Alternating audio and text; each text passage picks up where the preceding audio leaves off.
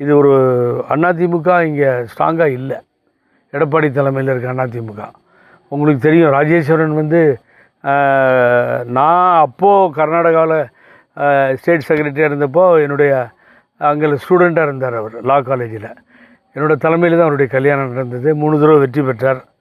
So Rajeshkumar அது நடந்தது. அப்புறம் சன்னின்னு ஒரு தம்பி, அப்புறம் தேமுதிகவில் மாவட்ட செயலாளர். இப்படி தான் அங்கேருந்து தான் வந்தவங்க அவங்கெல்லாம் லா காலேஜ் முடிச்சுட்டு.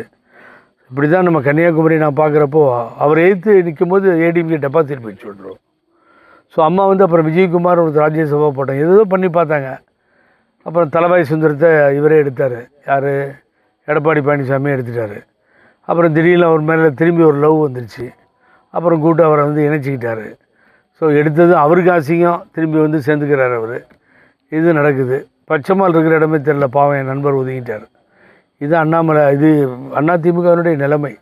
கன்னியாகுமரியில் ஒரு இடத்துல கூட உங்களுக்கு ஏடிஎம்கேக்கு டெபாசிட் வராது. ஒரு தடவை போச்சு. இப்போ எத்தனை தொகுதி இருக்கோ அத்தனை தொகுதியிலும் டெபாசிட் போயிடுறது. இது காரணமே பழனிசாமி தாங்க. பழனிசாமி திருந்தாத வரை, திருந்தாத ஜென்மங்கள் பிறந்தென்ன லாபம் அப்படின்னு தலைவர் பாடுற மாதிரி, வருந்தாத உள்ளங்கள் இருந்தென்ன லாபன்ற மாதிரி அது வந்து திருந்தவும் மாட்டார். ஒரு வழியாக பண்ணிட்டார் கட்சியை. ஆகவே பிஜேபிக்கு அடமானம் வைத்து அதன் பின்னாலே சுற்றி கொண்டிருக்கின்றார்கள்.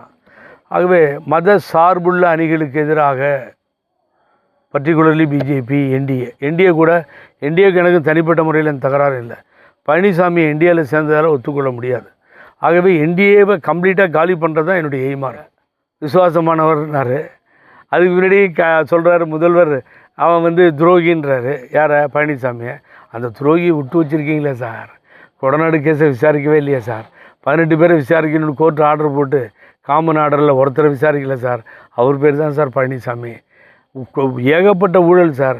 நீங்கள் போட்ட கமிஷன், ஸ்மார்ட் சிட்டி ஊட்டத்தில் ஊழல், அதுக்கு பின்னாடி அம்மா மறைவு, அதில் வந்து அதை எடுத்து உலகுக்கு சொல்லுவேன், ஊருக்கு சொல்லுவேன், தொண்டர்களுக்கு சொல்லுவேன்னு போன எலெக்ஷன் பிரச்சாரத்தில் பண்ணார். அதையும் பண்ணல. பழனிசாமி சுகபோகமாக வாழ்வதற்கு விட்டு வைத்திருக்கிறார் இந்த நாட்டினுடைய முதலமைச்சர்னு அவர் மேலே எனக்கு வருத்தம் உண்டு. அது ஒன்று தான். அதை விட்டுட்டு நான் இவர் விடியாத அரசுன்னாரு. விடிஞ்சா 5000 ரூபா போகுது அக்கௌண்ட்டுக்கு. அப்புறம் இனிமேல் பழனிசாமி எங்கேருந்து விடிய அரசுன்னு சொல்ல முடியும்?